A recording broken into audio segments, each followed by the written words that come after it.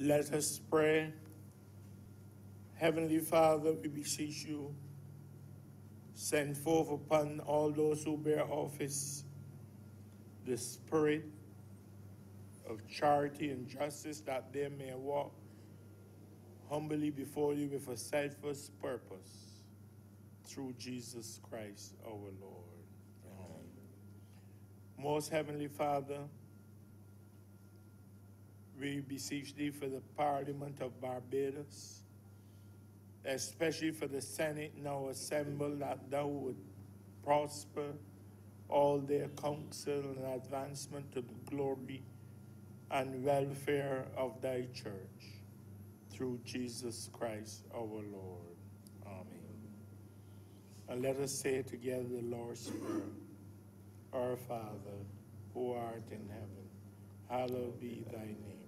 Thy kingdom come, thy will be done on earth as it is in heaven.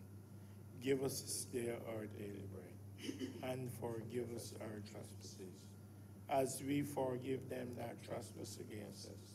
And lead us not into temptation, but deliver us from evil. For thine is the kingdom, the power, and the glory, forever and ever. Amen.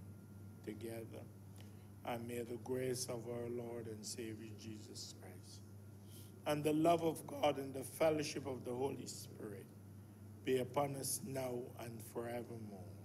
Amen. The Senate is now in session.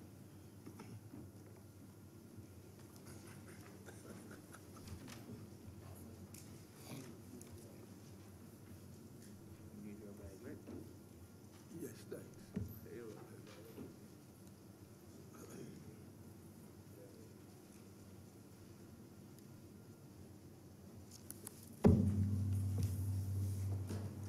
Messages from Her Excellency the Governor General. Announcements by Your Honor.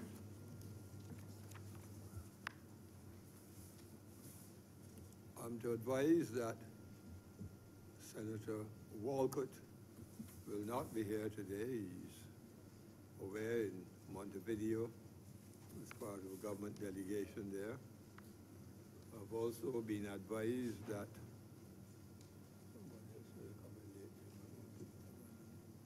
Senator, somebody said they're coming late, you know, is it? Cummins, Lisa Cummins. Yes, Senator Lisa Cummins, yes. She is on premises, but is tied up in a meeting, I'm advised. And I don't think that I've heard from anyone else. Yes, Senator Rogers. I was led to believe that I might have been receiving a note from him, but I haven't had a note, but I'm told that in all likelihood, he may be abroad.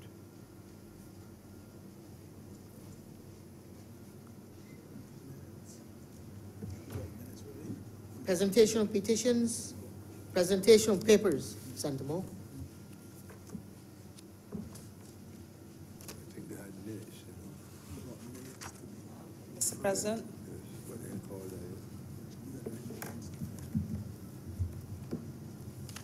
I'm commanded to lay the following documents.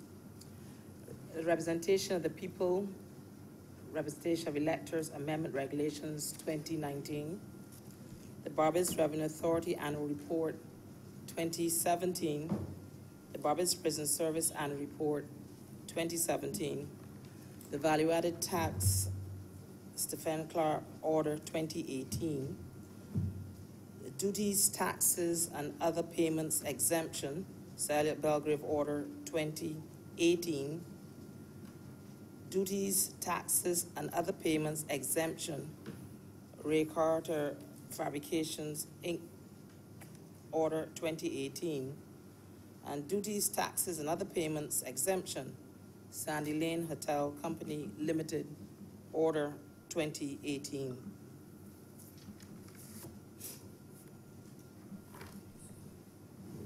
Select committees, questions and answers. Request for leave to move the adjournment of the Senate on matters of urgent public importance.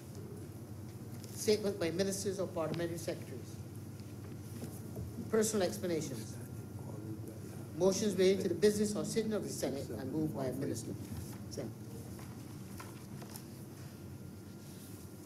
Mr. President, I beg to move the suspension of Standing Order 22-1 and Standing Order 45-2 to enable us to deal with the bills in all stages today be suspended for the remainder of the day.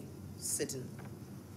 The question is that Standing Orders 22-1 and 45-2 be suspended for the balance of today's proceedings.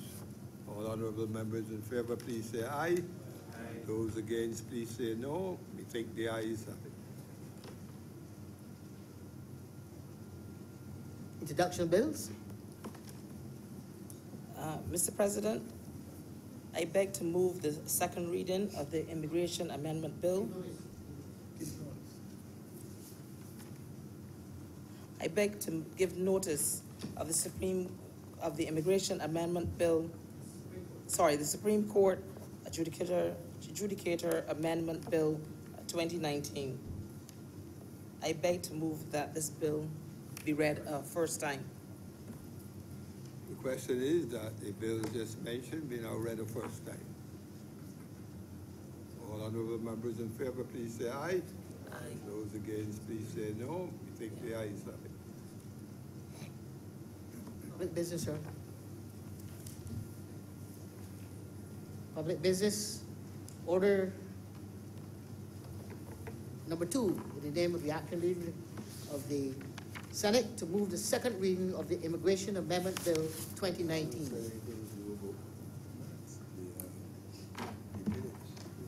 Okay, so we can come to it later. Don't disturb her. We can revisit the aid. Mr. President, Go ahead. this bill will amend the Immigration Act, Cap 190, in order to make provisions for the automated passport control, otherwise known as the APC kiosks at the ports of entry into Barbados, Grantley Adams International Airport, etc. We are seeking to amend Section 2, Section 11, and Section 31 in order to facilitate this process. The government has acquired 17 Border Express kiosks, which are all self-service machines designed to expedite the entry of travelers through the airport and other ports of entry. These machines will be used at the Grantley Adams Airport and will replace the traditional filling out of the immigration and the customs declaration forms that are normally handed out by the airlines. And many people refer to them as the ED cards, which I think most travelers are quite familiar with when they're coming in and out of Barbados. Instead of filling out these declaration cards and taking your travel documents to an immigration officer, Mr. President, the passengers will present themselves into the arrivals hall and go directly to these self-service APC kiosks and complete a process. The process is actually a two-step process that will then enable them to do what would normally have been done with the old ED card process, but instead being done at these self-service kiosks. The kiosks will, when they go to the kiosk, the passengers will place their passports on the kiosk, which will scan these passports and take a photograph of the individual, and then it then prompts them to answer a series of questions. Now, it verifies biographic data as well as the flight data of the individual passengers. once the passengers have completed a series of questions, it generates a receipt. And the receipt will have particular markings on it. It will either say PG or X. Now, if it has PG, it allows you then to proceed to an immigration officer who will then verify the information on your passport and your receipt, and this finalizes your inspection process. And from there, then you would proceed to the customs area. If it is an X, then you will then be required to undergo further immigration procedures, where you will then be interviewed by an immigration officer. Now, this simple process replaces the ED card. As you know, this government is committed to ensuring that Barbados becomes as modernized as possible and has all the best practices that are currently used in other parts of the world in terms of all aspects of governance, and certainly in this aspect as well. Now, this simplified entry process for both immigration and for passengers has several benefits, and I will just outline a few to you, Mr. President, so you will be aware of what we see as a result of this change. It provides, firstly, for the processing of passengers at a much faster rate. It is recognized as about 4 times the number of travelers per immigration officer will be processed using this methodology than the old ED card process. It also provides for 89% faster processing for eligible travelers, so for the travelers who have no issue coming through, as compared to the typical old process as well. It also requires less than 50% of the current operational space, so it then allows for more individuals in the arrival halls at any one time. So it allows the Grantley Adams International Airport then to increase the number of arrivals and to also reduce the wait time of individuals. Oftentimes we hear people complain that they are in these long lines trying to get processed coming through an immigration procedure. And of course, it also frees up the immigration officers from some of these routine administrative type tasks of entry for low-risk passengers, because immigration officers spend an inordinate amount of time trying to process passengers that are really low risk. They're coming for the reasons that they expound on, and then allows them to concentrate on the much more critical areas of border protection and security with the advent of these APC machines. Now, of course, people would naturally want to know, Mr. President, whether or not the security processes that we now have in place are still maintained. And of course they are, Mr. President, because we have the Joint Regional Communications Center, the acronym people refer to it as JRCC, which currently provides the Immigration Department with checks against watch lists regionally and internationally, including Interpol, so that there's no change into the security that we currently enjoy at our ports of entry. And that is all done within no less than 40 minutes prior to arrival or departure. So we know who people may be that may be trying to enter our shores through this process before they even land or exit Barbados, based on certainly their travel arrangements. We also have the Advanced Passenger Information System, which is used by all IATA members, where the information provided by travelers is given to the points of entry before the passenger ever arrives in your country. And so that as well gives us the details of who's entering and who is exiting Barbados. Now, with the advent of the kiosks, most Barbadians, if not all, have machine-readable passports, because you need a machine-readable passport in order to complete this process. Now, machine-readable passports have been available in Barbados since 2014. So, majority of individuals, if not all, certainly with valid passports, would have a machine-readable passport. Because most passports are not valid past 10 years. And so the majority of Bajans, if not all, will have machine-readable passports. And certainly all passports being issued to IATA members are also machine-readable, and that has been a policy for quite some time. Now, there are some exemptions, obviously, and so for those persons who do not have machine-readable passports, they would not then be able to use the kiosks. I would have to use the traditional immigration process of filling out a form and being interviewed by an immigration officer.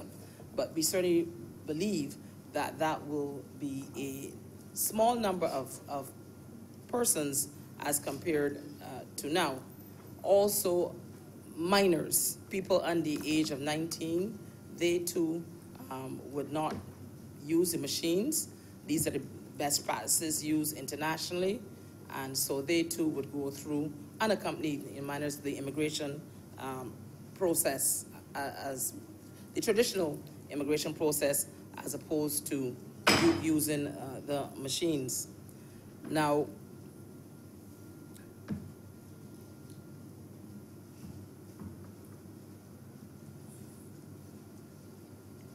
we are also aware that the machines are a relatively new feature at the airport for many travelers. Certainly there are many Barbadians who would have traveled to other jurisdictions and would have had the opportunity to use similar or the same machines that we currently have. If you go to places like the United States and to Canada and to some of our Caribbean neighbors like Jamaica and Trinidad and Grenada and some of these other countries, they currently use the machines. We are following a similar model to what is employed in Canada as our best practice methodology for what we are placing at our ports of entry. But nevertheless, because we do recognize that these machines may not be, some people will not know how to use them, the Raleigh Adams International Airport will have personnel who will be there designated to assist passengers who may have a difficulty using a machine, and these people will be trained and designated for that particular purpose. Now, the immigration officers will still be there because once, as I said, you get your ticket from the machine, you then proceed to the immigration officer who will verify the ticket and your passport details and let you proceed from there to the customs area. The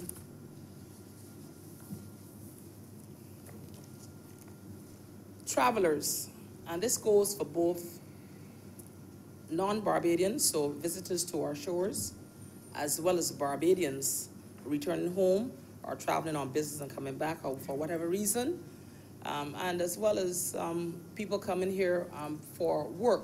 So business travelers, visitors coming for pleasure, what have you, will all see a tremendous benefit with this process. This process really would ensure that the time and the wait that is sometimes can be quite frustrating for people, I think will help to give a better first impression of Barbados, which certainly allows us to have certainly for repeat visitors, where the tourism product, as you know here, is an important product. They will have a pleasant experience, because sometimes when you get off of these long flights and you're there for hours just trying to get the immigration point, it can be quite frustrating. And as you know, a lot of flights in Barbados, Mr. President, they all land sometimes at the same time. So if you travel a lot and you go in the afternoon, you'll see all the flights are there, and these are large flights coming out of Europe. It's got 2 on North America, 2 and 3 and 4 planes on the tarmac at the same time, and the lines are. So this really will certainly assist in some of this weight that people are now experiencing.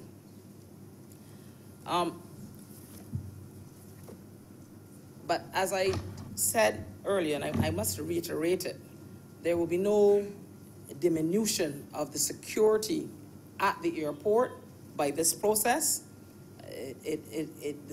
Because as it stands now, we know who is arriving before they arrive, and a lot of details about them. And certainly if they are on a watch list, we also know about those people through the JRCC. So I really must impress on that there is no change to the security aspects of our ports of entry with the introduction of these kiosks, Mr. President. And finally, at the point of exit, we will no longer have the immigration officers at the point of leaving Barbados. So there will be the kiosks at the point of entry, and when you leave, you will go through security, but you will not go through an immigration process. Because with the technology that we have today, and with the reporting agencies, I mentioned them to you, the JRCC and APIS, it's not necessary. It is not necessary. We know who is leaving Barbados, and those persons, if they're on a watch list when they're leaving, we know when they're leaving. So if we need to have intervention by any law enforcement entity, that is very easily accomplished, Mr. President. And certainly for the regular travelers trying to leave Barbados, they're able to leave Barbados without the complication of having to once again stand up in some extremely long lines trying to exit, which oftentimes happens. I know if you travel on early morning flights, you will see there are several flights there all at the same time, some going to North America, many going to the Caribbean. And so oftentimes that wait, once again, can be tremendous just to get through the immigration process. You have not even got to the point of the security of checking your luggage as it goes through that security process. So we feel, Mr. President, that this amendment to this bill will certainly redound to the benefit of Barbados. It will certainly put us in line with what occurs in other jurisdictions currently, both internationally as well as regionally. And so we believe that this amendment to the Immigration Act Cap 190 is a necessity to allow us to place the automated passport control kiosks within the Grantley Adams International Airport. Mr. President, as I said earlier, there are 17 of them that we have currently, and of course we will see how those perform and see that any adjustments would need to be made at a future date. But certainly that's where we are in terms of what is currently available to us. And with that, Mr. President, I am obliged to you.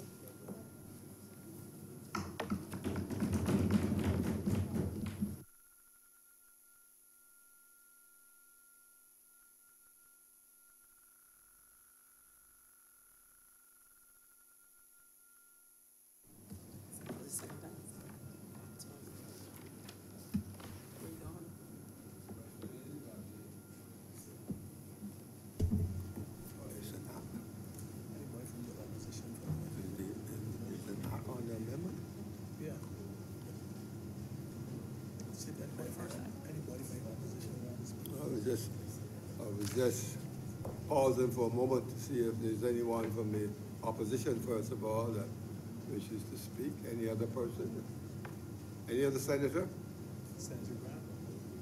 Senator Grant? Thank you. I recognize Senator Rudy Grant. Thank you, Mr. President, Yes. I raised, of course, support this bill before this honorable chamber. I believe, Mr. President, that this bill is very important. As the acting leader of government business indicated, this bill allows the opportunity for Barbados with respect to persons arriving, utilizing the kiosks. I believe, sir, that the kiosks are presently being used on a trial basis, and the Grantley Adams International Airport has reported that that trial with the kiosks that is being undertaken in a very positive and meaningful way. Of course, sir, the Immigration Department is there to assess persons when they're entering Barbados, to determine the specific purpose and for the specific period of time. And of course, we have to ensure that all of the security measures are in place, and the acting leader of government business would have made reference to that. Of course, too, Mr. President, Barbados is a tourism-oriented destination, and the reality is that the success of this very important industry really relates in part to the experiences which our visitors would have in our destination. So that when you come to the Grantley Adams International Airport, that is really what, in essence, reflects a moment of truth, what I term as a moment of truth for our visitors. I've said before in this chamber, Mr. President, that we can engage in the most effective marketing. We can go into all of the critical source markets, use all of the promotion in order to entice visitors to come to our destination. But the reality is that the moment of truth exists when they do arrive in Barbados and experience what we have to offer in Barbados as a tourism destination. Sir, the first point of contact for our visitors would be immigration officers at the Grantley Adams International Airport. And therefore, I'm certainly very happy that this piece of legislation is being provided that could allow for the operation of the kiosk. I have to indicate, sir, that recently I attended 2 travel shows. World Travel Market in London, that took place in November, and the Caribbean Hotel and Tourism Association Marketplace, which took place at the end of January in Jamaica, Montego Bay in Jamaica. Mr. President, our partners are saying to us that Barbados as a tourism destination is still performing well. We are pacing well, sir. Our expectation is certainly from the perspective of the Barbados Hotel and Tourism Association that we will continue for the winter season to see good performances. When I speak of our trade partners, I'm speaking about tour operators, I'm speaking about travel agents, I'm speaking about the airlines, all indicating that Barbados is performing well. Barbados is still a desired tourism destination. Of course, sir, we must not be complacent, and we have to ensure that we put all the measures and mechanisms in place to facilitate the continued growth and development of this very important industry. Of course, sir, there would have been some concerns expressed in relation to the increase in airport service charge. There would have been some concerns expressed by individuals with respect to the levies, the room levies that have been applied. But I can say to you, Mr. President, that there has been absolutely no negative fallout coming in relation to that. The Grantley Adams International Airport, Mr. President, continues through its efforts to ensure that that experience is enhanced. So not only with respect to the operation of the kiosk, which is critical, of course, we do have to ensure that the information that is presently captured on the ED card, that information continues to be provided to us. I am told, sir, that the APIS, the Automated Passenger Information System, would provide a lot of the information that is not already included in the kiosk.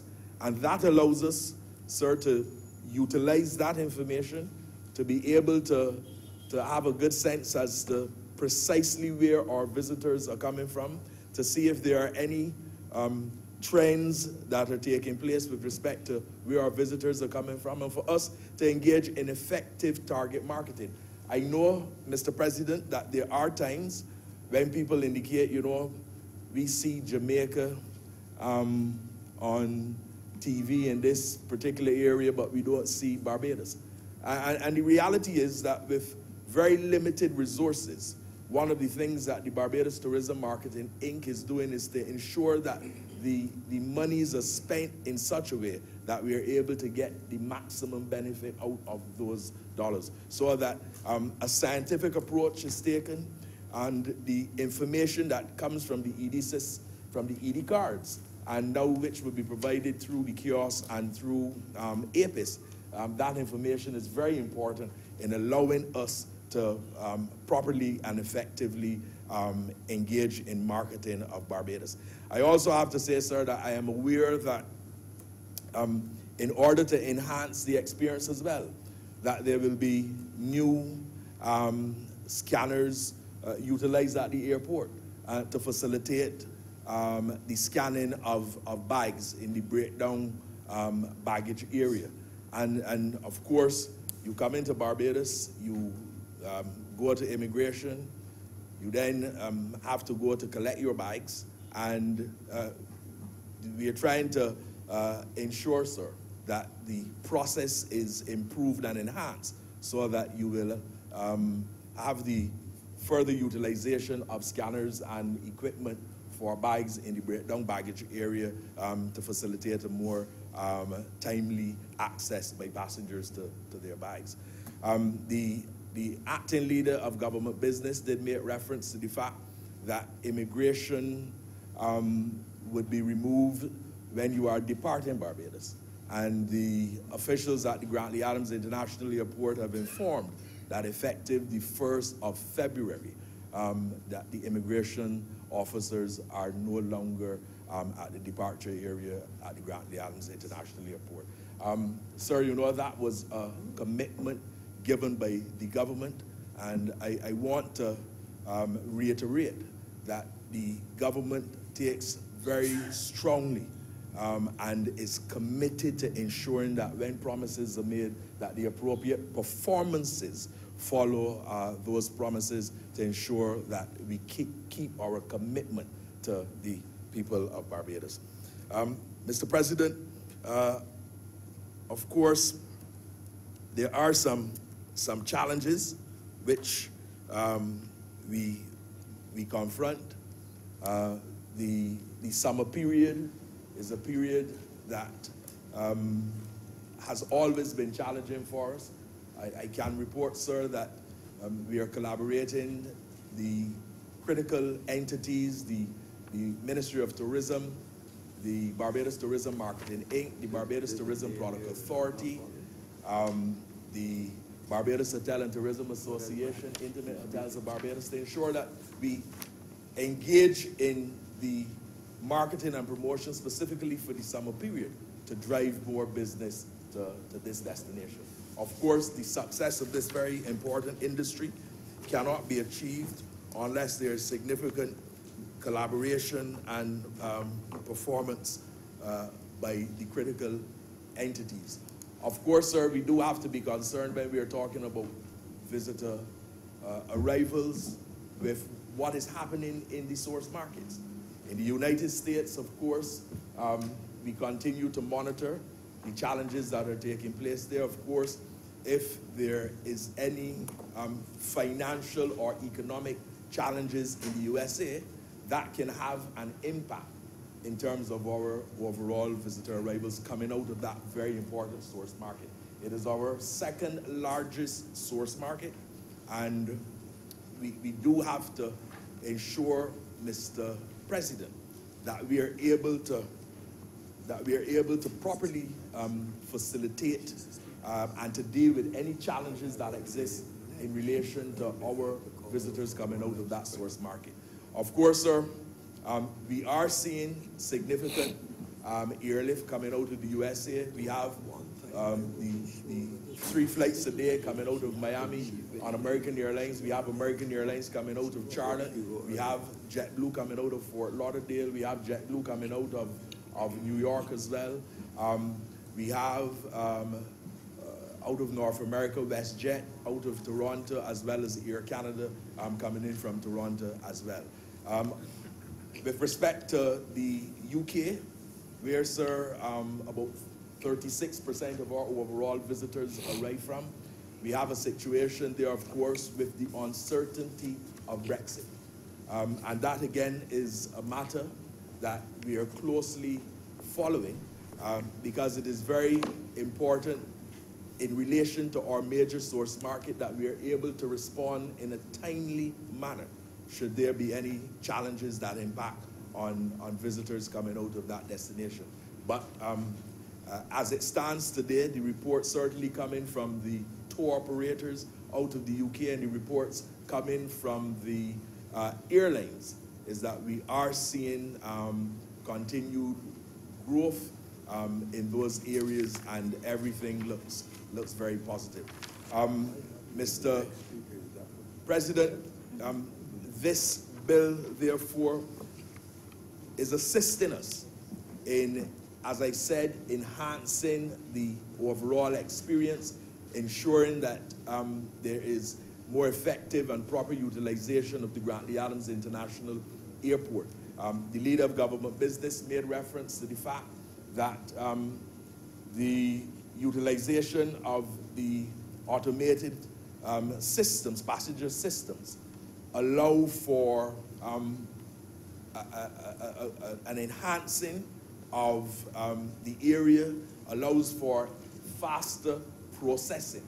And all of that, sir, contributes in a very positive way to the overall visitor experience. Sir, we continue, therefore, to work to ensure that, yes, we bring more visitors to Barbados, but we also work, sir, to ensure that we are able to enhance the experience, and that experience starting first at the Grantley Adams International Airport. It is critical that we do not, it is critical, sir, that we do not take any chances. It is critical, sir, that we do not compromise this very important industry. Of course, the expectation is that as we seek to engage in the economic recovery and transformation program, that tourism will take the lead, and we will continue through these types of measures, sir, to facilitate continued enhancement in the performance of the industry and to ensure that we continue to provide an enhanced visitor experience. Mr. President, with those few words, I would want to once again give my support to this legislation and to say that I'm extremely happy, of course, as we engage in these measures as well. You are also seeing some improvement in our hotel plan.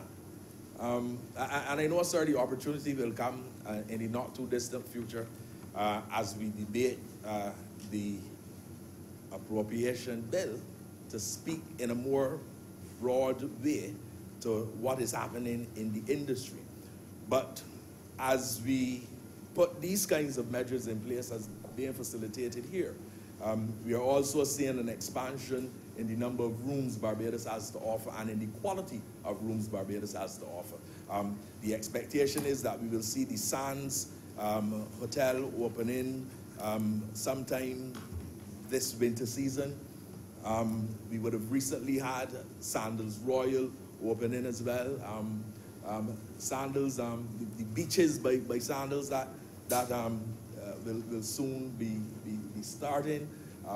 We have, sir, Adiba by Accra, that is also expected to start operation during this winter season. We have continued interest in investing in our product offering because, sir, it is critical that while we take these kinds of measures to provide for easier passenger flow, to provide for enhanced visitor experience, at the same time that we have the correct legislative framework, that we are able to have the airlift that is critical to bring the visitors into Barbados. The reality is that the reality is, and Mr. President, sir, you know, as you speak to the issue of the kiosks, you really cannot speak to that, sir, in isolation. You know, if you are going to, sir, speak to the issue, and I push back my chair, sir, because I need to get a little bit more comfortable, because I understand, I believe that Senator Franklin, I know he hasn't spoken, but I believe that he wants me to speak more extensively. The chair has not challenged your relevance. Yeah, I know, sir. And I know, sir, that the chair well understands. Well, why are you addressing Senator Franklin? That while you speak, sir, to the arrival of visitors and the utilization of the kiosk, the reality is that that is only one component in the overall tourism mix. The reality is, sir, that if we are going to ensure that this industry continues to expand and continue to grow, that we can't only focus on the kiosk. We have to focus on airlift, making sure that we have the airlift coming out of all the critical source markets. We have to focus on hotel accommodation. We have to focus on attractions. So I say to you, sir, that this debate, while reflecting the kiosk, does allow for a broader contribution with respect to those critical matters in relation to tourism. But I just wanted, sir, to communicate to this chamber that this is but one measure being pursued by the government to ensure that we are able to continue to expand this very important industry. I wanted to give the assurance to this chamber, sir, that even though there are some challenges that lie ahead, and I made reference to the USA and the UK, that we are very cognizant of that, but that we are working diligently to ensure that this industry is not compromised. I wanted to give the assurance, sir, that there is continued interest in Barbados as a tourism destination, as reported by the tour operators, as reported by the travel agents, and as reported by the airlines themselves. I wanted to give the assurance, sir, to the chamber, sir, that we continue to see interest in investment, and that Barbados is poised to continue to do that. I wanted to give the assurance, Mr. President, that we will continue to expand this very important industry, to facilitate more visitors, to at the same time provide for enhanced visitor experiences. And the operation of the kiosk does provide for that enhanced experience, but that there are other measures critical to the success of the tourism industry. So, Mr. President, you know, every day, every day,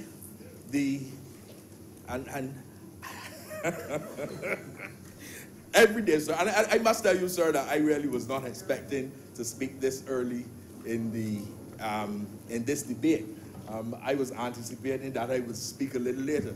So if I seem, sir, to be somewhat ill-prepared, you must understand that I was not expecting to speak at this time. But I must tell you that tourism is my bread and butter, my basket and hoe. So it is not a difficult task for me to stand on my feet and speak to the issues that are critical and important to this very important industry. Mr. President, every single day, there are persons in our source markets who engage with our partners, the tour operators, the travel agents, the airlines in promoting Barbados as a tourism destination. And we were able at both World Travel Market as well as at Marketplace to share with our partners all of the events and activities that we are promoting this year in Barbados. Of course, this year, the Barbados Tourism Marketing Inc. has designated Barbados as the year of wellness and soft adventure. That does not mean that we are not focusing on other areas as well.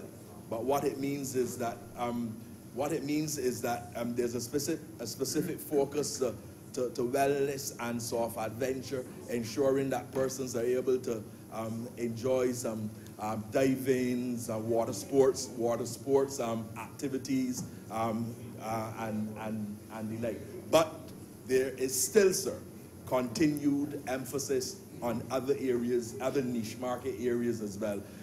And we continue to see the expansion of our attractions as well. I believe St. Nicholas Abbey would have recently introduced a train. I believe that they're producing rum at St. Nicholas Abbey as well to facilitate and enhance the overall experience, sir. The rum production there has been going on for Yes. some while. Oh, I see, sir. Thank you, sir. You know, sir, that we do, sir, in our promotion in our promotion as Barbados as a tourism destination, often speak to the fact that Barbados is the place that invented rum. And that's correct, the production of rum, very global. But of course, sir, very, very seriously, sir, the chamber has to be aware that every single day there are persons going out there in the marketplace and working diligently to ensure that we continue to enhance this very important industry and to continue to see more visitors coming. So, sir, with those few remarks, I'm very happy, sir, to support this bill. I thank you. Thank you, Senator Grant. I now recognize Senator Tony Moore. Thank you, Mr. President, and thanks to Senator Grant for ensuring that I didn't have to make my submission as early as I initially thought. He went on for some time, so. Give you more time. More time to be fair. I want to support the amendment before us. But in supporting the amendment before us, I also want to put it into context and raise some concerns as well. The amendment we've heard speaks to a need for us to continually modernize the processes involved in making our #1 industry a better one. The amendment before us, amongst other things we've heard, is supposed to ensure that Barbados is efficient and is a model in all systems of governance. We accept that the amendment before us is aimed at speeding up the movement of passengers, at least an attempt to speed up the movement of passengers.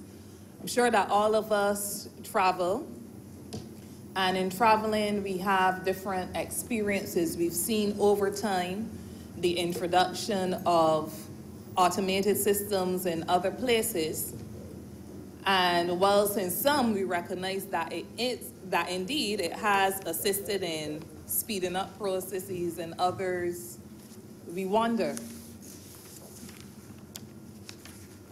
There are some places where we have the automated systems and unless you're able, Mr. President, to join queues for one reason or another that may be shorter, the average passenger still finds himself, herself in some very long lines before immigration officers. But we accept that if implemented efficiently, that these systems can facilitate the movement of passengers and perhaps even slow queuing in lines.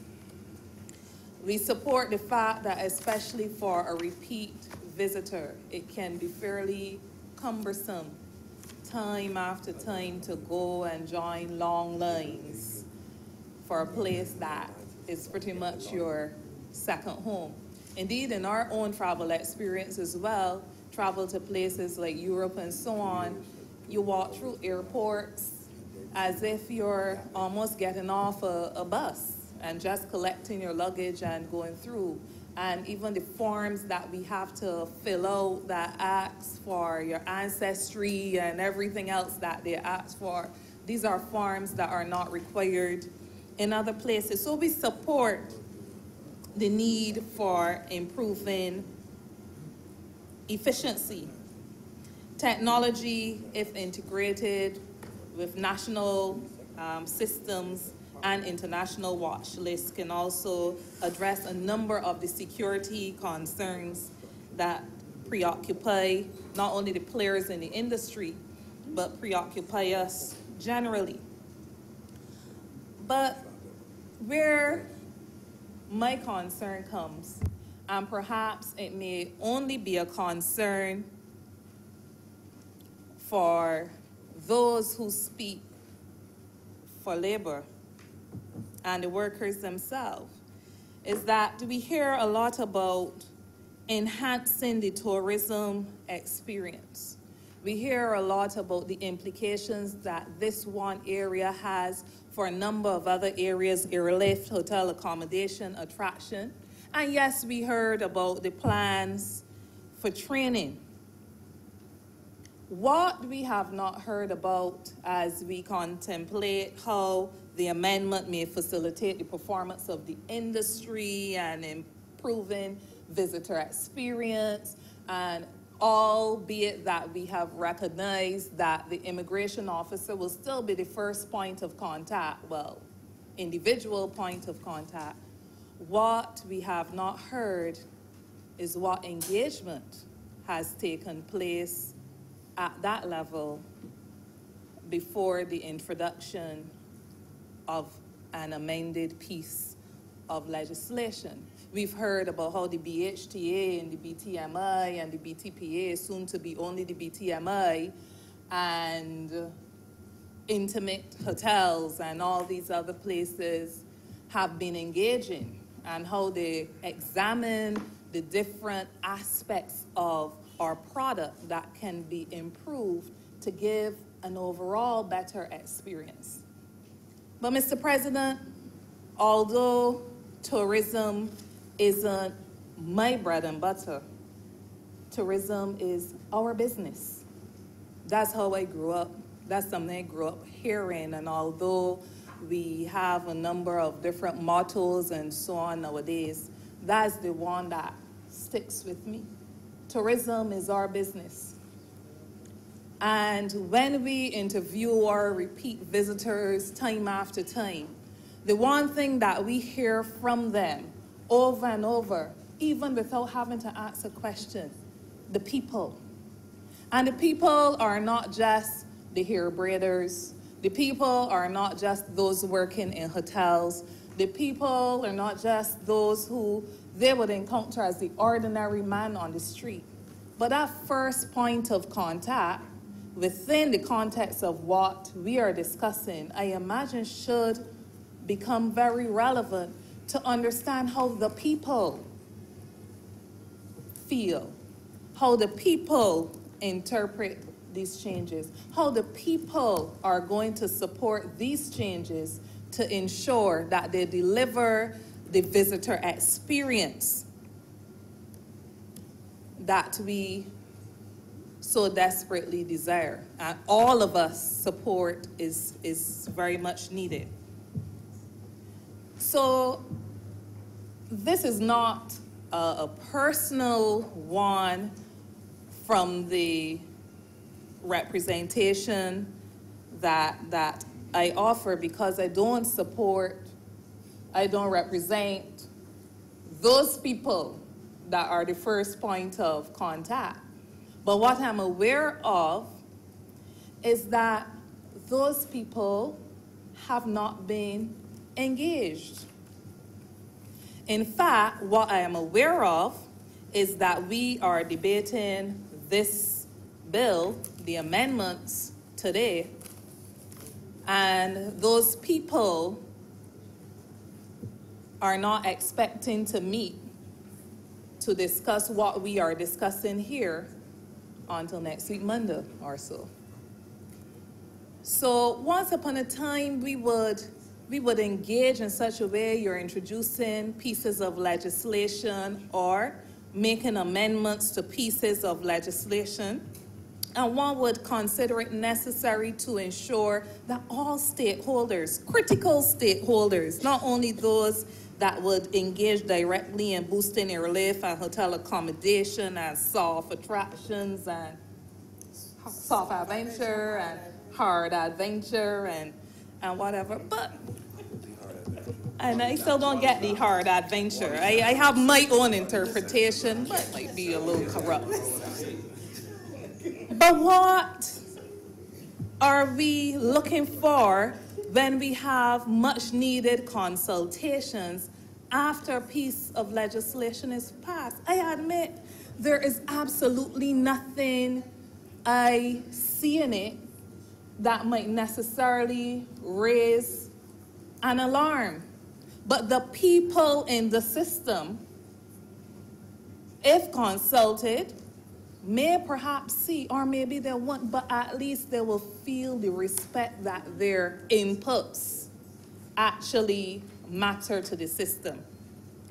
Every time we meet in this chamber to debate, we hear about urgency. We hear about expediency. And I'm not speaking for all of us, but certainly for me, it is not lost when we make those kinds of submissions. I understand those kinds of submissions.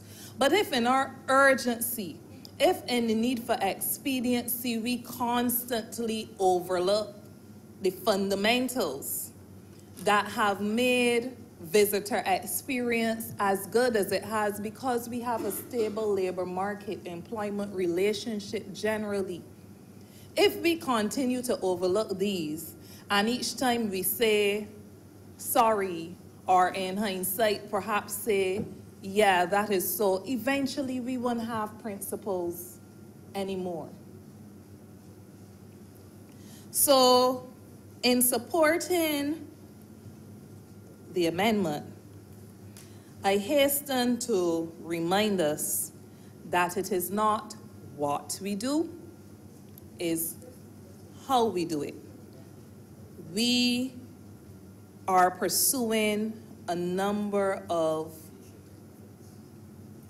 or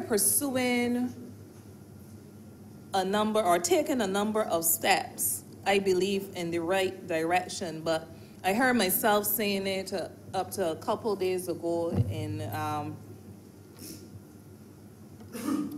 close proximity of where we are, that the compromise to good leadership and the compromise to a lot of good that can be achieved through the things being contemplated is if we insist or persist in doing the right thing, but going about the right thing in the wrong way. I believe that those... Mr. President, on a point of order. On a point of order, Mr. President. I believe that Senator Moore is misleading the House.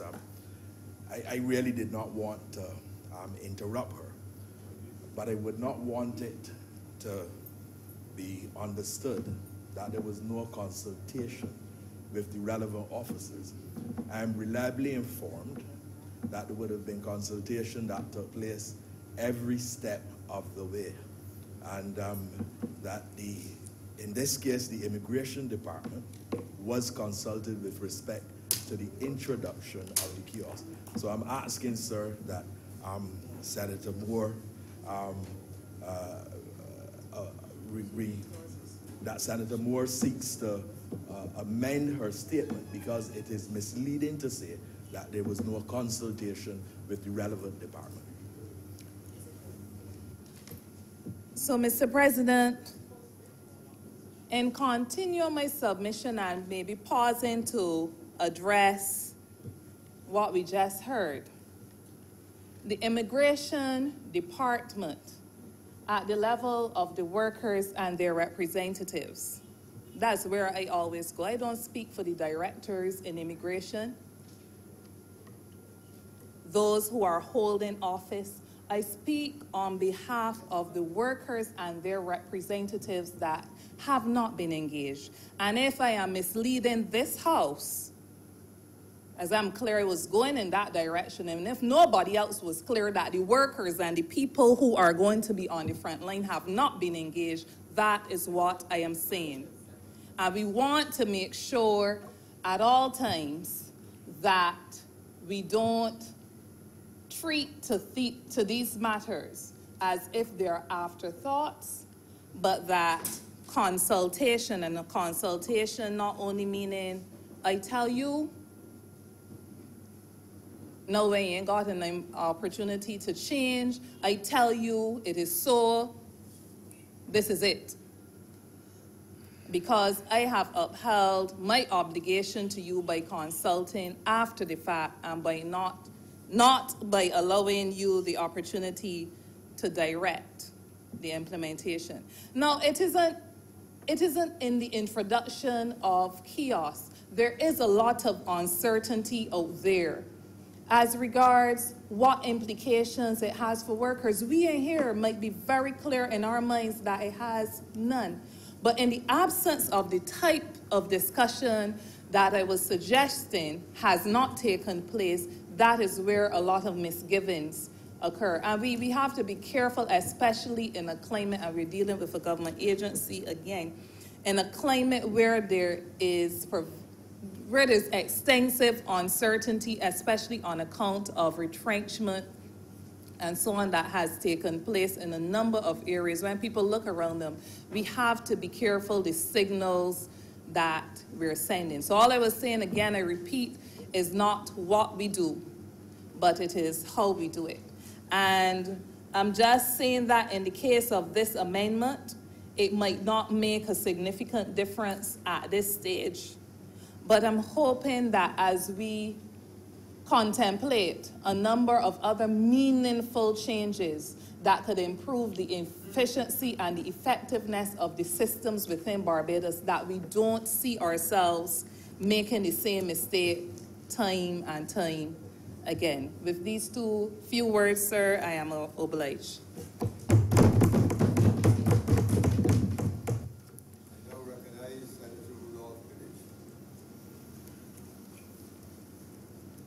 Thank you, Mr. President, for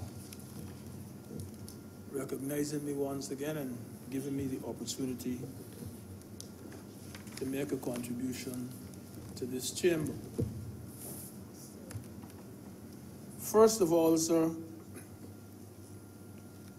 I want to be upfront and say that even before that Shanik Myrie case that became so popular around the Caribbean, there was a misconception in certain areas of the Caribbean that Barbados's immigration officers were not friendly people. And whether we liked it or not, that was the way some people felt about us. And even since that case, this continues. And I do believe that we need to work on that particular misconception. We've seen newspaper articles in which people have described their experience with our immigration officers, and that Shani Myrie case, I'm saying, did not help this country in that regard at all. We also have Ambassador Comishong. He continues to make the point that there is nothing that Barbados has to fear from Caribbean people coming to our country.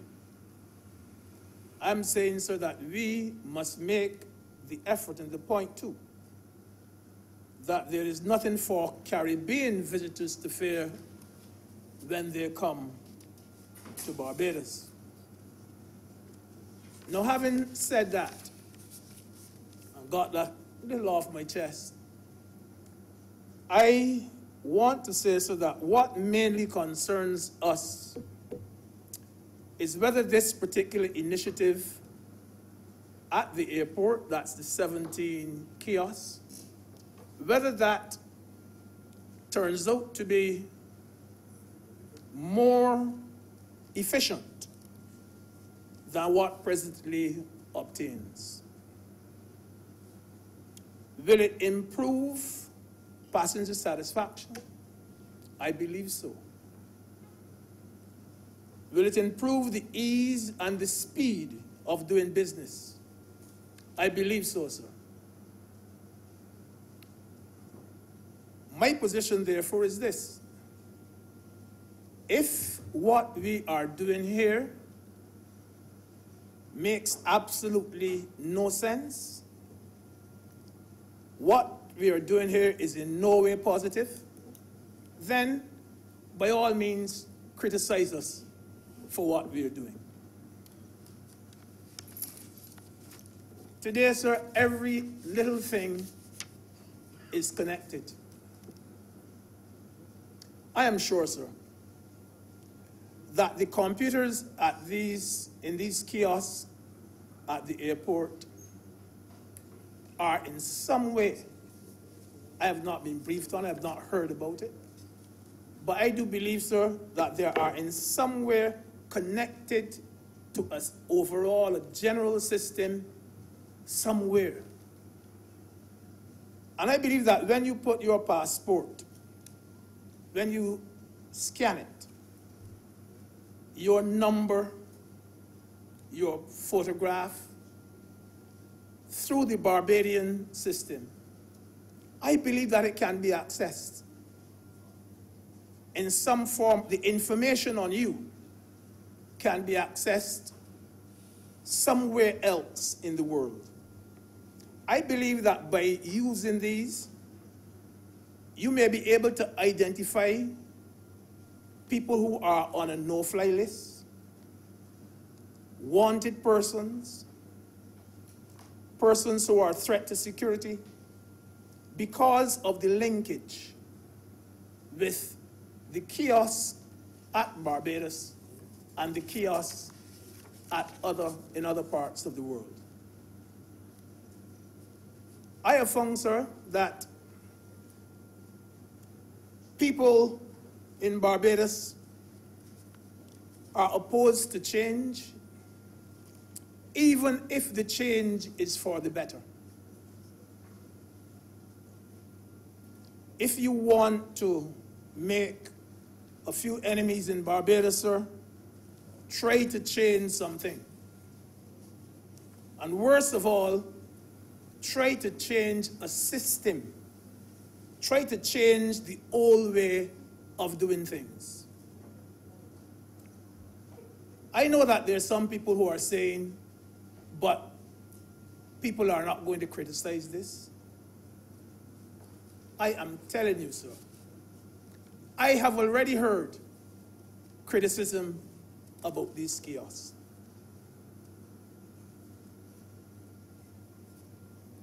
Because, sir, we must realize that occasionally there can be change without progress. But one thing I'm sure is that you don't get progress without change. At some stage, Mr. President, everything must yield its place and go. Everything must yield its place and go. Even these brand new kiosks now will go at some time. At some time, their time will come. If there was no change, sir, my grandfather's car would still be there. He used to use a crank handle to start his car. Very few people in this chamber know what a crank handle is. Too young. If there was no change, sir, fishermen would still be going out to sea in sailboats to catch fish. And I see no reason, sir, why Barbados should remain in the dark ages forever. We have to move forward. Why should we allow the United States and Canada and those places to be using these kiosks to their benefit? Why should Grenada, why should Trinidad and Jamaica be allowed to use these kiosks to their benefit, but Barbados to remain in the Middle Ages and lag behind? As boys, sir, we bathed in St. Philip near East Point in the spring. Every morning before school, I did it, bathe in the spring. And we always used to say that as long as the water keeps running, you never bathe in the same stream twice. That water changed, it ran into the sea. And as long as you bathe there, you know you never bathe in the same stream twice, because that water changed. I am not any technology buff. I don't know anything about technology. I barely use a cell phone, sir.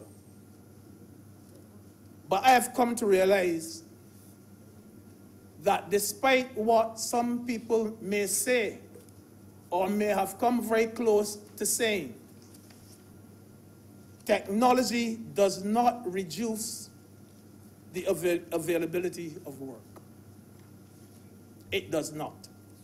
All it does, sir, is to transfer work from one focal point to another. That is all it does. It pushes work in another direction.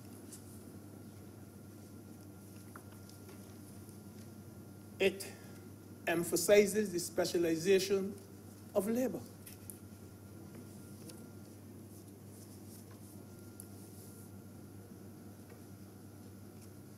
The last time I spoke on immigration in this chamber, I remember commending the officers at the Immigration Department for keeping Barbados safe and for ensuring that bad elements coming to this country were kept to a minimum.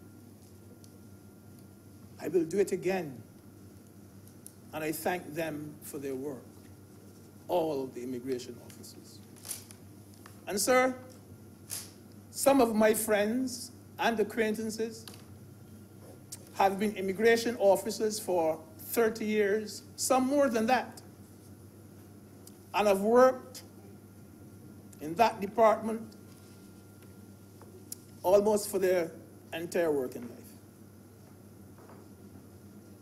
Given very loyal service to that department.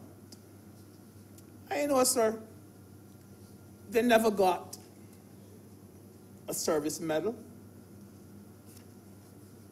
They never got a gold crown of merit.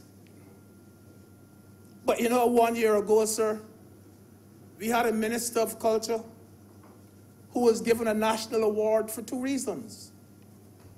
For being a minister and for knocking together the world's Carifesti event ever held anywhere in the Caribbean. Immigration officers never get it. You know, sir,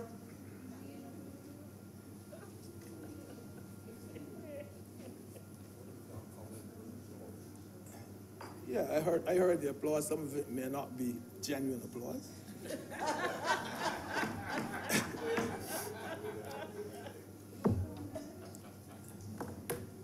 No, sir, we know what goes on in immigration, not immigration. I told you all about an incident with a fella who came through the Jamaican Immigration Department with his hand in the plaster of Paris and so on.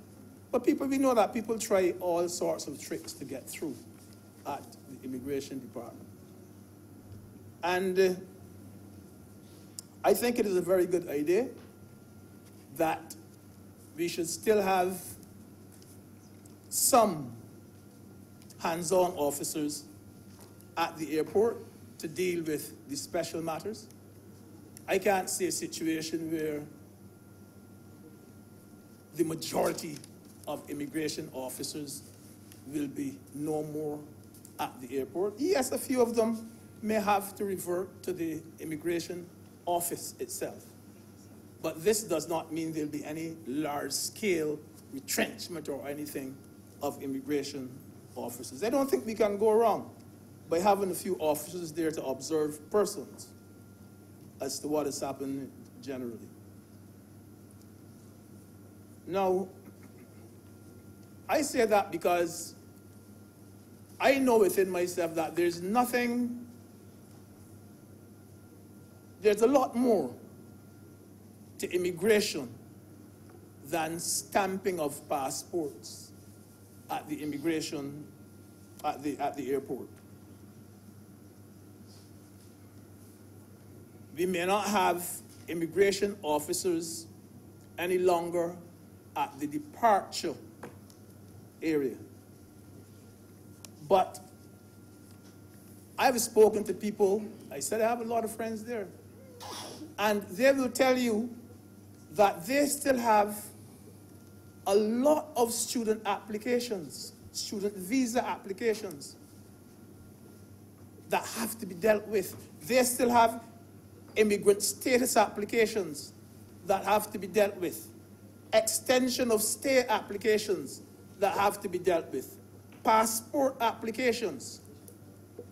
In fact, I was told that, and this is one of the things that that where this passport application is concerned, that this chap, he had 3 passports so far. 3 passports. Now applying for a 4th. And he is told to come back by a certain time for it, it will be ready. He goes back, it's not ready. Why isn't it ready? They say he has to produce a birth certificate, and that is why has kept it back so long. Now, he had 3 previous passports in which his date of birth is. All of the information is there ready. Every single passport he had, he turned in. And now they're telling him that he has to bring in a birth certificate. I thought that, was a waste of time. The birth certificate. But the point he was making is that they have a lot of work permit applications there as well to deal with. That some of these applications have been there for 3 years. 3 years at the Immigration Department. And they have not been processed for one reason or the other. The major reason, I'm told, is that they are awaiting extra documentation, sometimes from the applicant. In other words, there are stagnant applications at the immigration department. But you know what that results in? It means that there's a lot of money at immigration department literally laying down. You have to pay to get, there's a lot of work and it's not being done. In other words, the country is being deprived of revenue. And revenue is very, very important to Barbados at this time. So the impression being given that these kiosks will rob immigration officers or whatever of work and so on is what someone that I admire just a little bit would call fake news. Fake news. A little bit. Fake news. A little bit.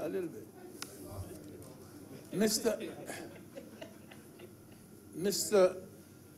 President, I don't want to detain the Senate any longer, but this amendment has my fullest support. I see nothing in it for the Senate or for Barbados to worry about.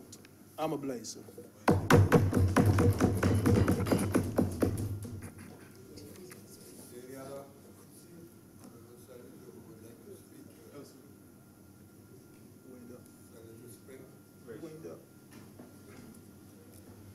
Thank you, Mr. President. I do rise to support this amendment to the immigration bill. And just to give a perspective that I think most persons in this honorable chamber and in Barbados large would appreciate.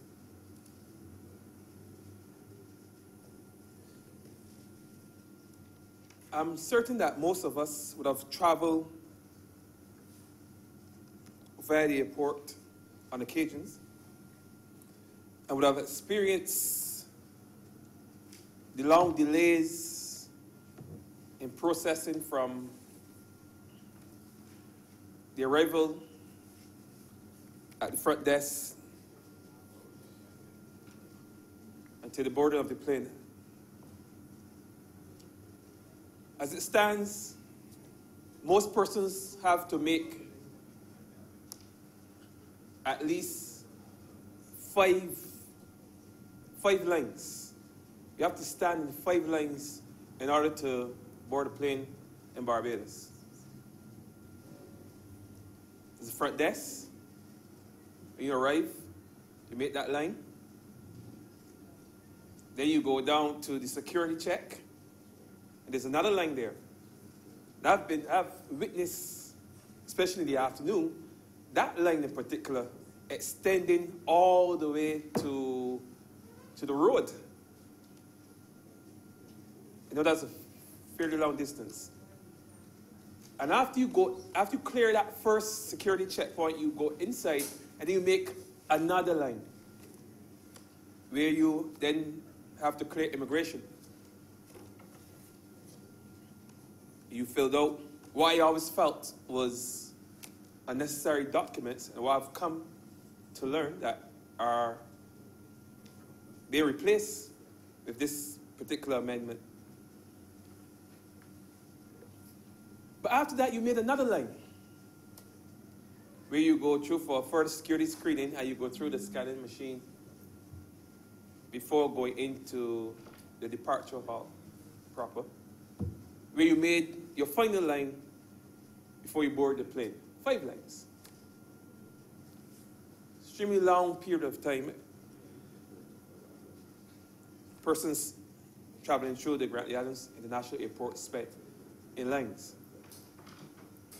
And for most of us who have traveled, they can tell you standing in lanes or making lanes, as some people will say, is perhaps gives a traveling person, the most anxiety when one travels. I've had the misfortune of traveling to North America and having to stand in a line and then having to be detained for no reason that I could think of. For no good reason.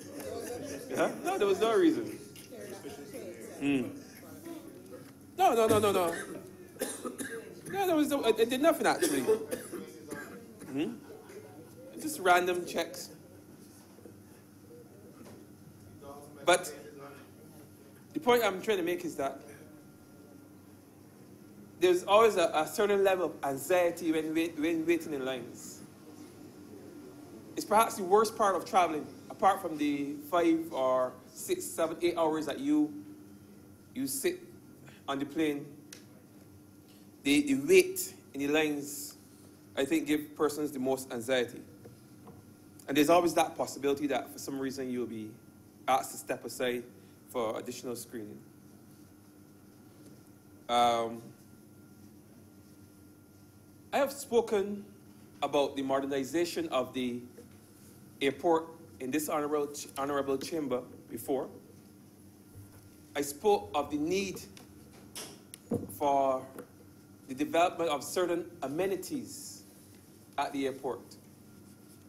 And I think this particular amendment today is a step in that direction, because it provides a more efficient way, as was said here earlier, for persons processing through the airport. And I think it's with the advent of the technology, the APIS, it provides a safer as well as more efficient way for persons to process through the airport.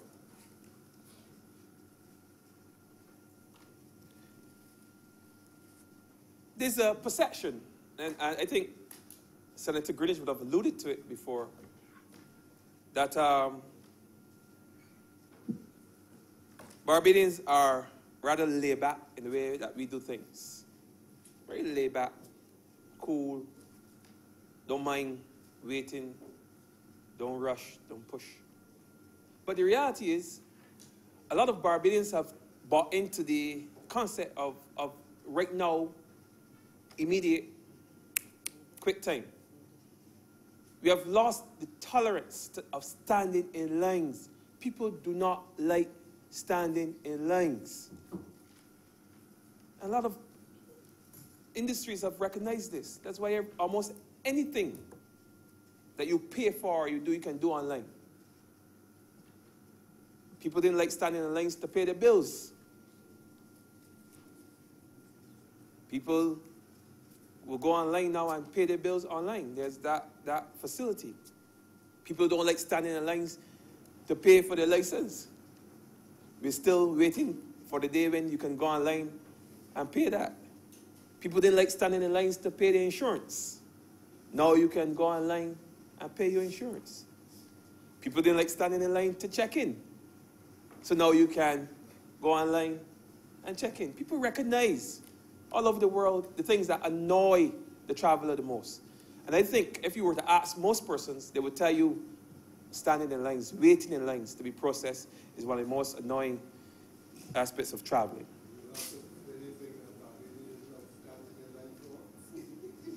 Well, there are some things. Yes. No, they don't like standing in line in the banks. That's why there's online banking. The long and short of it, we do not like making lines. Yes, to be honest with you, if I'm going to digress a bit, the one thing that I've seen Barbadians stand in line for a long time, for any complaints, happily and patiently standing in lines, was on May 24th. From as early as 5 o'clock in the morning. They study lines. Yes, with a smile. But ever since then. No, they haven't. That was the best 2 hours spent. But coming back to these kiosks, I think the fact that they speed up the process, I'm not going to go into all the benefits as it relates to the tourism product, because yes, there's that. And I'm not going to belabor that point, but I want to focus on how it benefits the average person, the average Barbadian going through the airport. As I said, many persons complain about standing in line. I can assure you that many a Barbadian have missed their flight whilst going through that process. It's true that sometimes it's their own fault. They got to the airport a little late, as Senator Franklin would have alluded to just now. But in some cases, it's because that line is so long and that process is so slow. Objecting that he did not speak. Because the process is too long. And many persons would have missed their flight because of that process. And this piece of amendment, I believe, goes a long way in speeding up and making that process more efficient. And I think there's very little, I'm not surprised that there was little to no objection to this particular amendment, because we all see it as good legislation. The term used in this honorable chamber often as good legislation. A step in the right direction, the modernization of the processes of governance in this country that will benefit the people of this country. Not only benefit the tourist product, but tourists, but benefit the people, especially of this country.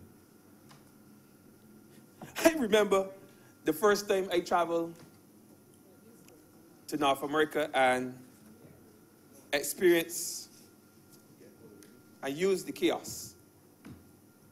After it was pretty simple, even though as we have facilitators as well who would assist. Persons were assisting other persons who needed, of course, there are persons who would not be so au fait or comfortable with the technology, and they were assisted by officers. And we have a similar facility in place where we have persons that will come and assist you if you need help. But I remember using these machines for the first time and going through the process and then proceeding to the next step. And I was surprised. I was actually looking for an immigration officer to whom I would have to then speak to fill out another form. I was surprised that you could just walk right through the airport, like Senator Moore alluded to. You just walk right through. And the reason for that, because they already had all the information about me. And most persons like myself, most persons that travel, don't travel to commit crimes or any acts of terrorism. They travel because they're visiting their families and their relatives overseas, and they're traveling to work, and they're traveling for vacation. There's no need to spend 2 hours in the airport processing when records show that you are not a threat. You have no history. And this particular piece of technology allows you to fast track those persons, send them right through, so they could get on to the business at hand, which is enjoying what this country has to offer. Enjoying what this country has to offer, Mr. President.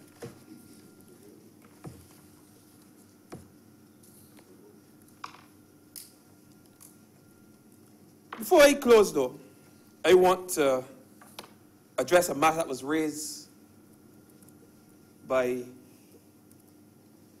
the senator, the independent senator on the other side there.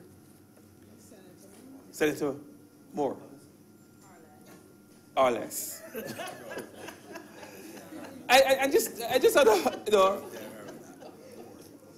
the fact she alluded to that the persons who will be affected by this on the other side, the staff, the workers. And she would have made the point that these persons, based on her understanding and information, and Senator Moore, would have made the point, based on her understanding and information reaching her up to this point, were not being consulted. There was no consultation on this change. But in actual fact, the other trade union that represents these people would have engaged these persons on this matter. And they would have had the opportunity to express their issues, their problems, and these matters are being discussed with a view of some kind of resolution. So fear not, Senator Moore. The matter is being addressed. I assure you that this piece of legislation will bring a certain degree of happiness and joy. And it reminds me of something that was said in here, I think it was last week, where persons, even though anxious or experiencing a certain amount of anxiety because technology was brought into the workplace. And we know that sometimes there's this fear in this country that technology replaces persons, or they displace persons, we should say. But we also know that sometimes that technology is embraced by those very same persons who feared it in its initial stages. They believe, too, that this piece of technology will be embraced by persons working within the airport. Now, I have spoken to one or two persons, and they told me that the numbers, the hundreds of persons coming in, those flights to England, to Europe in the afternoon, hundreds of people that they have to process. They welcome any technology that will speed up that process. It's difficult for them. So they welcome any technology that would speed up that process, any amendment, any legislation that would make life easy, not only for the average Barbadian, not only for the tourists, but for the staff at the Grantley Islands Airport. So I will conclude how I started by saying that I fully support this particular amendment, just as I've supported all the transformational pieces of amendment that would have passed through this honorable chamber. And I want to fully associate myself with the sentiments of the senators on this side who also support the piece of amendment.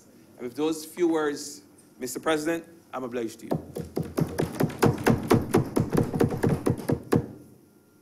Senator Lucille Moore will now wrap up. Thank you, Mr. President. I've listened to all the comments of my colleagues today, and I would just like to say that this amendment will certainly, hopefully, accomplish all of the things that we have discussed here today, and some of the things that I've raised in my introductory remarks earlier. But it certainly will enhance the visitor's experience, and I think Senator Grant was quite passionate in his delivery when explaining some of the issues coming from within the tourism sector. And I did hear his concern about capturing data that you currently get on the ED cards. And I can assure him that the passenger name record, the PNR, does capture some of this information.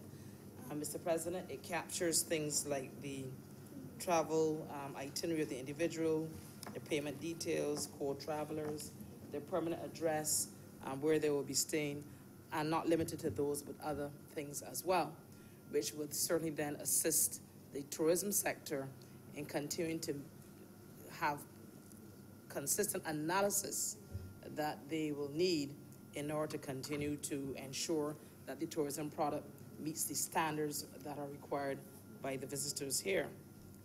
But certainly the overall experience, both by visitors who are coming for pleasure and for business travelers, and of course for Barbadians returning home, that will certainly be a much enhanced experience.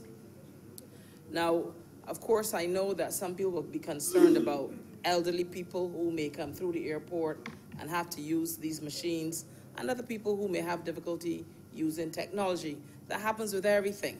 And that is why, as I articulated earlier, there will be individuals there to assist people when they come to use these machines.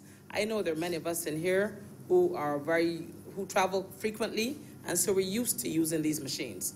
But certainly for those individuals who may experience difficulties, there will be assistance there provided for them to be able to also use the machines seamlessly. Now, with regard to the immigration officers and the process being embarked on here, as you would know, there has, or you may not know, but there actually has been a pilot of the machines going on at the airport as we speak. It's been going on since last year. And so what was done was that we utilized some of the machines and allowed people to go in order to see what the difficulties would be and to be able to get some idea of what we would encounter, and so be able to rectify before the machines were fully operational.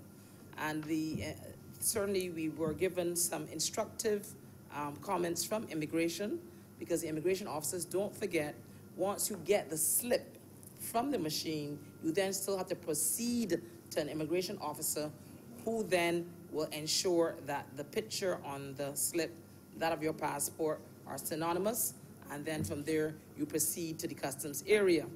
And so the immigration department themselves, and I must applaud them at this point and say that I believe the immigration officers here in Barbados do, for the main part, an excellent job.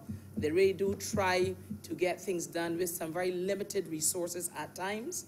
I believe that these machines will help them in the conducting of their business and allow them, as I said earlier, to focus on other areas that are of paramount importance to this country in terms of our safety, security, and other aspects of immigration and border control that is done on a daily basis by these extremely committed persons in the immigration department. So I would like to applaud them and for their continuing efforts along these lines. Now, with regard to the legislation itself, you would know that this is needed, and it really is needed for all of the reasons that I expounded on earlier.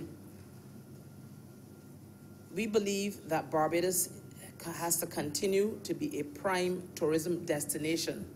Barbados must also function as a center point for business in the Caribbean, as it has done for many years, and that must continue.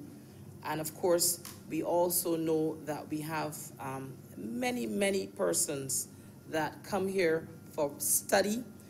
We've seen the advent of new institutions to our shores, and there are other institutions that want to come to our shores, and so there's a large number of students that are in and out of our country, which they themselves are almost 365-day tourists, because they're in and out as within their holiday periods and what have you. So there is a demand for immigration services, and so for that reason, for all of these people that are coming to our shores, we feel that we must ensure that we have the capability to manage the process and in a seamless way where people are not inconvenienced. You know, this government has a view on immigration and on people coming to our shores, whether as visitors or as business persons. We have never said ever so welcome, wait for a call. We believe that people are welcome to Barbados, and Barbados is certainly open to visitors and open to business.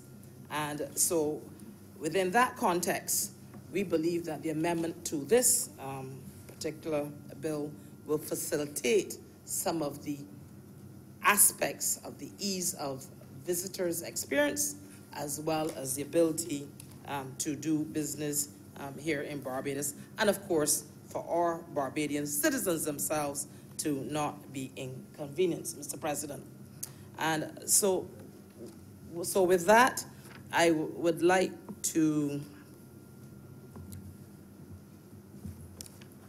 So, well, I would like to beg that the bill be read a second time. And as well, Mr. President, I beg to move that Your Honor. Yeah. Question is that the bill under consideration, now read a second time. All honorable members in favor, please say aye. Aye. Those against, please say no. I think the ayes have it.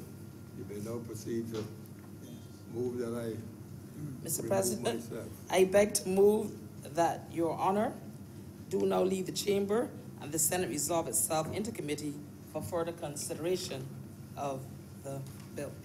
The question is that I do now absent myself as the Senate resolves itself into a committee of the whole Senate for the further consideration of this bill in committee. All honorable members in favor, please say aye. Aye. Those against, please say no. We are now in committee. Over to you, Gabby.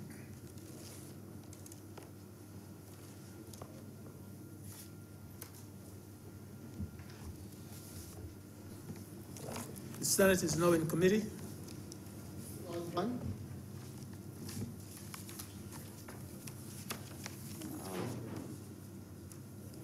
I beg to move that Clause 1 stand part. The question is that Clause 1 stand part. Honorable Senators in favor, please say aye. Aye. Those against, please say no. Methinks the ayes have it. Clause 2. I beg to move that Clause 2 stand part. The question is that Clause 2 stand part. Honorable Senators in favor, please say aye. Aye. Those against, please say no. Methinks the ayes have it. Clause 3. I beg to move that Clause 3 stand part. The question is that Clause 3 stand part. Honorable Senators in favor, please say aye. Aye.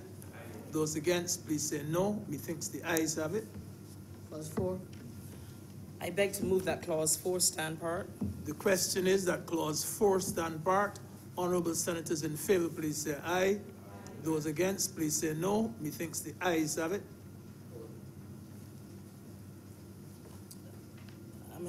I beg to move that the schedule for the schedule. Is the schedule? No schedule.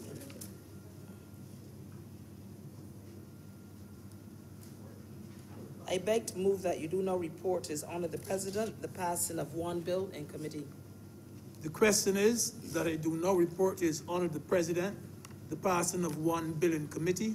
Honorable Senators in favor, please say aye. Aye. Those against, please say no. Methinks the ayes have it.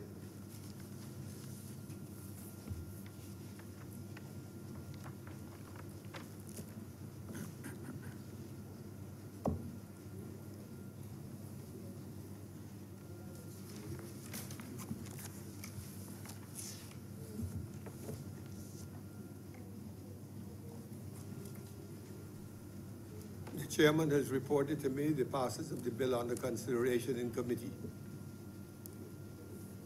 I beg to move that the bill be well read a third time. The question is that the bill under consideration be now read a third time. All honorable members in favor, please say aye. Aye. Those against, please say no. You think the ayes have it. I beg to move that this bill do not pass and be cited as the Immigration Act Cap Amendment Act Cap 190 2019. Question is that the bill under consideration do now pass and be so cited.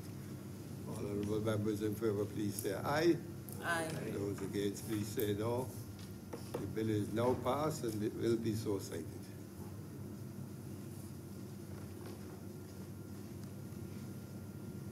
You want to go to national? Roll call. Suspension. Suspended for lunch. Move a suspension for what time? Until 2:30? Yeah. I beg to move that the sitting now be suspended for lunch until 2:30. The question is that we do now take the suspension for lunch until 2:30. All honorable members in favor, please say aye. Those against, please say no. We are now under suspension until 2:30.